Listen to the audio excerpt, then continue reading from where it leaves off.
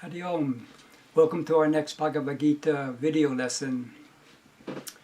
This is episode 25. I'm calling it, We're One Step Away from Something Incredible.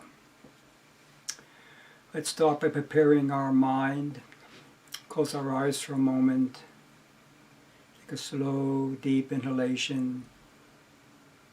Pause for a moment. And slowly and completely let the air out. And pause for a moment. And then let the breath come back to normal and open your eyes. So I want to work for one more week with the verse we've been working with the last few sessions. The second chapter, the 7th verse, this breakthrough of Arjuna. I'll read it to you again. Arjuna talking to Sri Krishna. My heart is heavy and filled with pain. My mind is totally confused as to my duty. I beg of you, just tell me clearly what I should do. What will bring my ultimate good? I'm your disciple. Please guide me, for you are my sole refuge. Arjuna is a smart man, and a part of his smartness is to recognize that he's not smart enough, or he's not smart in the right way to handle this challenge in front of him. We talked about last week how the mind has no light of its own, and this is a situation where he has to go to the source, the inner sun, if he's going to face what's in front of him.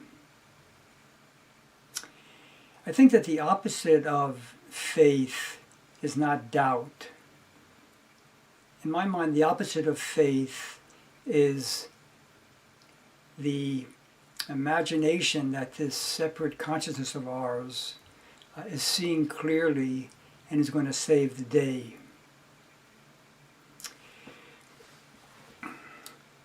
And Arjuna, he sees this, he recognizes that he's going to have to go to the source of his innate intelligence and not depend on his own intellectual prowess.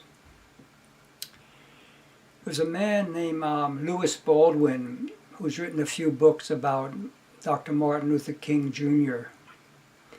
And he was in an interview with CNN, and he was talking about this pivotal moment in Dr. King's life. He was in Montgomery, Alabama, and he just spontaneously in the kitchen started praying. And I'll read you an excerpt from the interview. So the CNN interviewer says, "Why was Dr. King's kitchen prayer in Montgomery so pivotal for him?" And Mr. Baldwin replies, "The experience reminded King that he could not depend on the resources of his talents and intellectual training to make it in the struggle. He came to see clearly that religion had to be real to him in a special way as he confronted the pressures of the movement." After the kitchen experience, Dr. King felt a special divine companionship, or what he called a cosmic companionship, and this sustained him. Fear left him, and he was assured that if he continued to stand up for justice and righteousness, God would be with him. So in this verse, Arjuna also has a similar experience. He recognizes that he cannot depend on the resources of his talents and intellectual training to make it in the struggle. So he focuses on this divine companionship that Dr. King developed. Usually this quest for this type of companionship arises after we've done our best and see that it's not enough. I want to conclude by a quote from Eckhart Tolle. Whenever any kind of disaster strikes, or something goes seriously, quote, wrong, illness, disability, loss of home or fortune, or of a socially defined identity, breakup of a close relationship, death or suffering of a loved one, or your own imminent death, know that there is another side to it. That you're just one step away from something incredible. A complete alchemical transmutation of the base metal of pain and suffering into gold. That one step is called surrender.